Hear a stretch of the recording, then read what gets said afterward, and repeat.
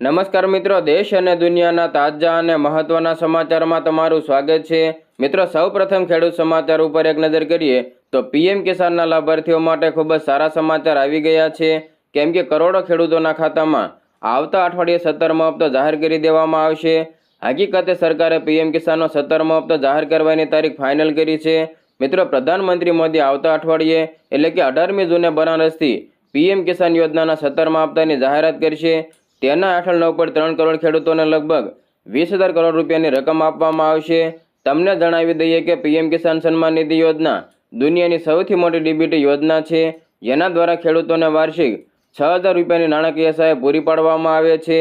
આ યોજના હેઠળ મળતી 6,000 રૂપિયાની રકમનો ઉપયોગ ખેડૂત પોતાની ખેતી સંબંધિત જરૂરિયાતો જેમ કે ખાતર, બીજ, કીટનાશક દવાઓ વગેરે ખરીદવા માટે કરી શકે છે અને કૃષિ ક્ષેત્રમાં પોતાનો ખર્ચ ઓછો કરી વધારે નફો પ્રાપ્ત કરી શકે છે।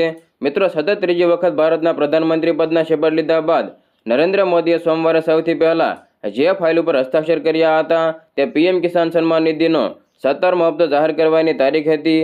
અધિકારીઓના જણાવ્યા પ્રમાણે પ્રધાનમંત્રીએ કહ્યું કે નવી સરકારનો પહેલો નિર્ણય ખેડૂતોના કલ્યાણ માટે તેમની પ્રતિબદ્ધતાને દર્શાવે છે અને આવનારા સમયમાં સરકારે ખેડૂતો અને કૃષિ ક્ષેત્ર માટે વધારે કામ કરતા રહેવું જોઈએ।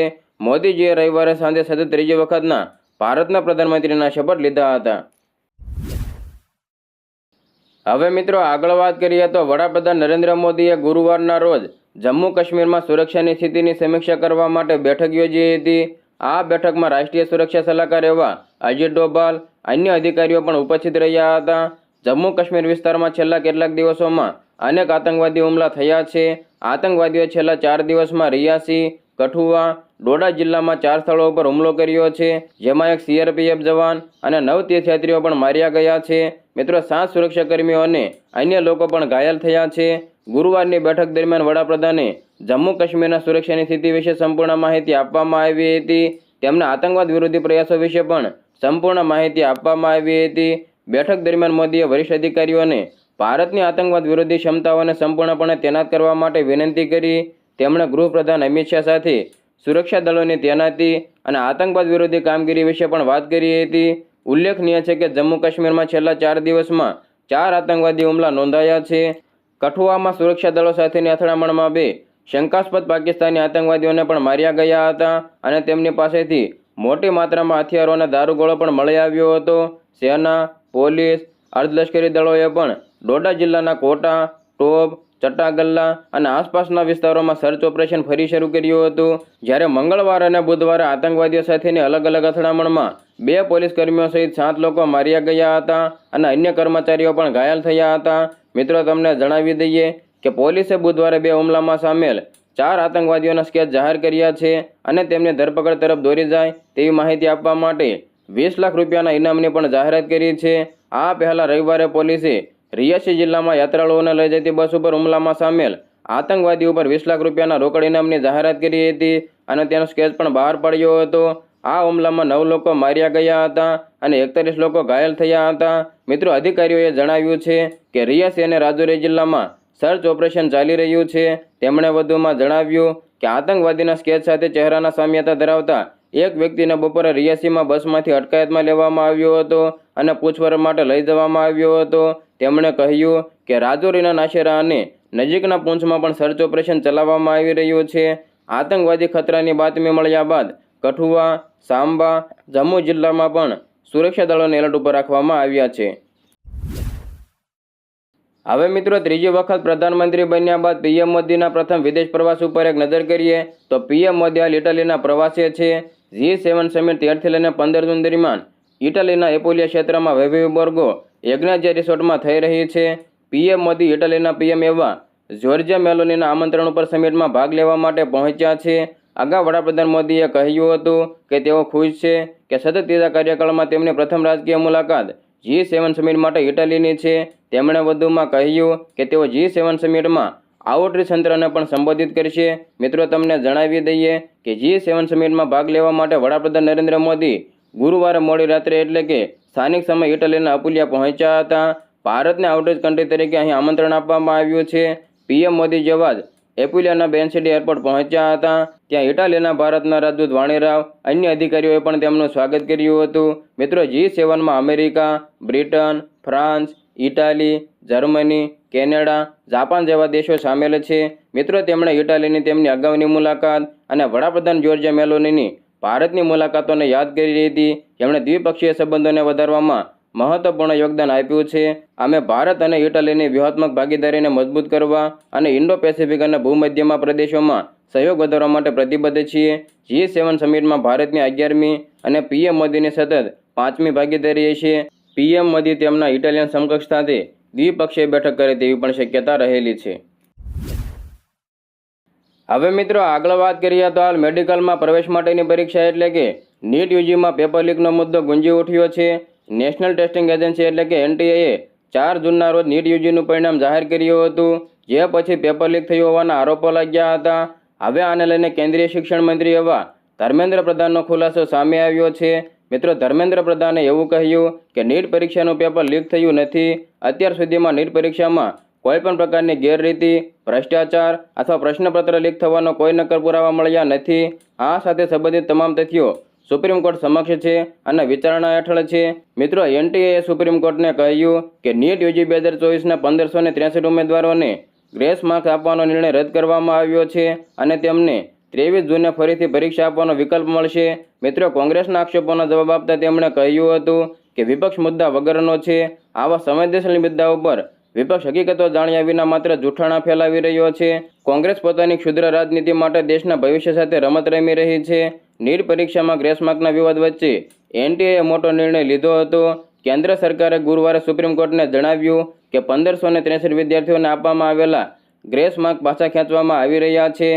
હવે આ લોકોના સ્કોર કાર્ડ ગ્રેસ માર્ક વગર જ દેખાશે અને તેને આધારે મેરિટ તૈયાર કરવામાં આવશે.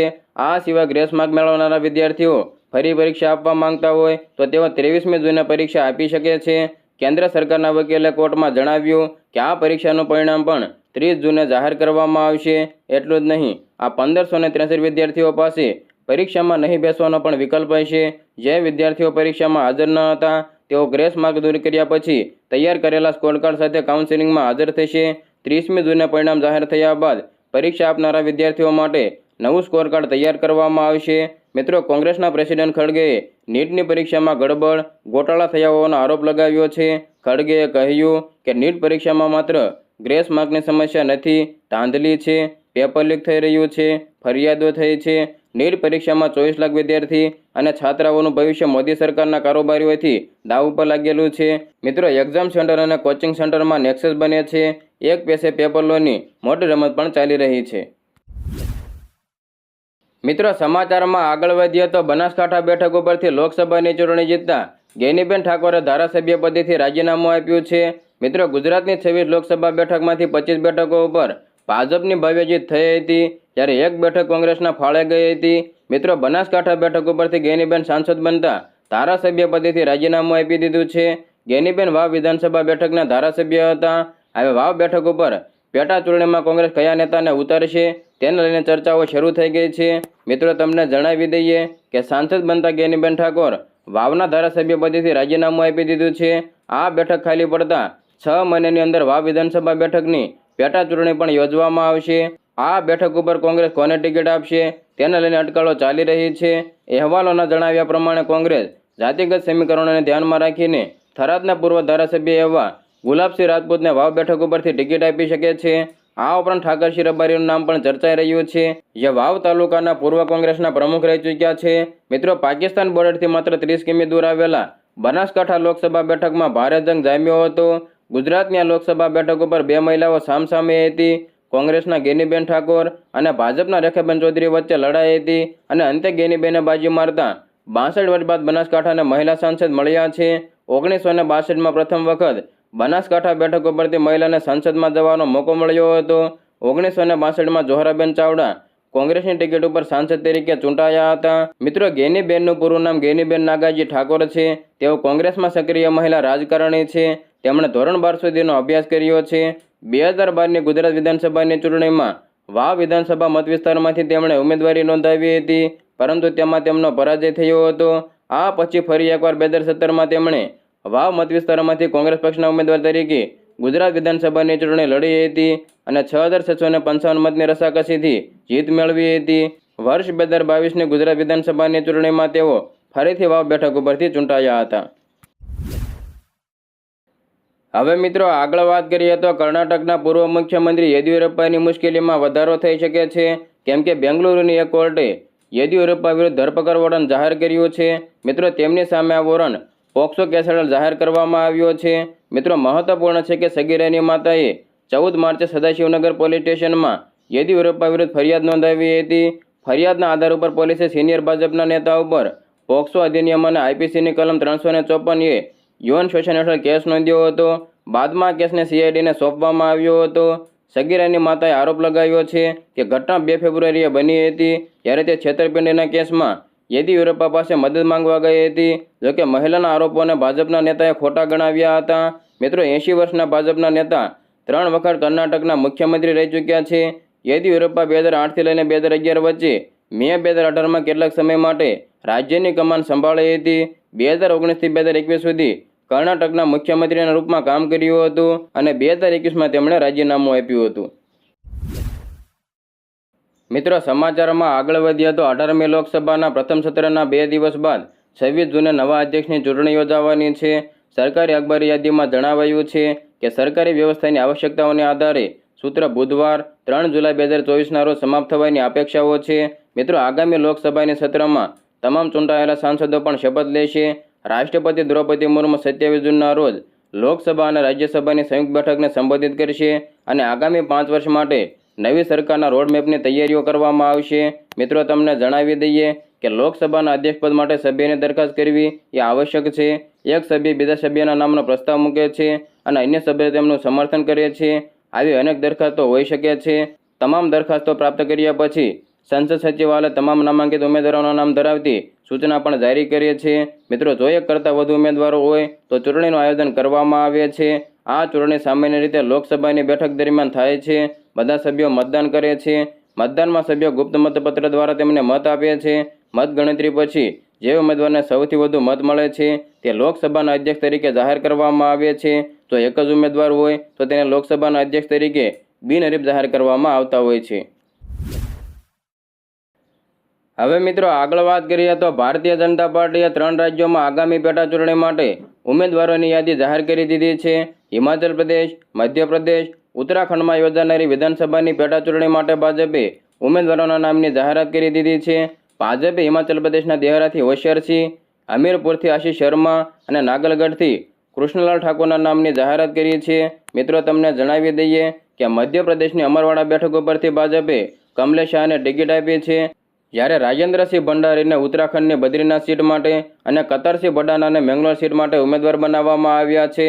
ભારતના ચૂંટણી પંચે બિહાર, પશ્ચિમ બંગાળ, તમિલનાડુ, મધ્યપ્રદેશ, ઉત્તરાખંડ, પંજાબ, હિમાચલ પ્રદેશની 13 વિધાનસભા બેઠકોની પેટા ચૂંટણીના કાર્યક્રમની જાહેરાત કરી છે.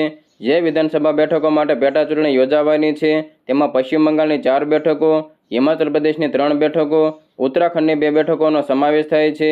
જે 13 વિધાનસભા મત વિસ્તારોમાં ચૂંટણી યોજાવાની છે તેમાં રૂપોલી બિહાર, રાજગંજ પશ્ચિમ બંગાળ, રાનાઘાટ દક્ષિણ પશ્ચિમ બંગાળ, બાગદા પશ્ચિમ બંગાળ, માનકીતા પશ્ચિમ બંગાળ, વિક્રમવંડી તમિલનાડુ, અમરવાડા મધ્યપ્રદેશ, બદ્રીનાથ ઉત્તરાખંડ, મેંગલોર ઉત્તરાખંડ, જાલંધર પશ્ચિમ પંજાબ, દેહરા હિમાચલ પ્રદેશ, હમીરપુર હિમાચલ પ્રદેશ અને નાલાગઢ હિમાચલ પ્રદેશનો સમાવેશ થાય છે.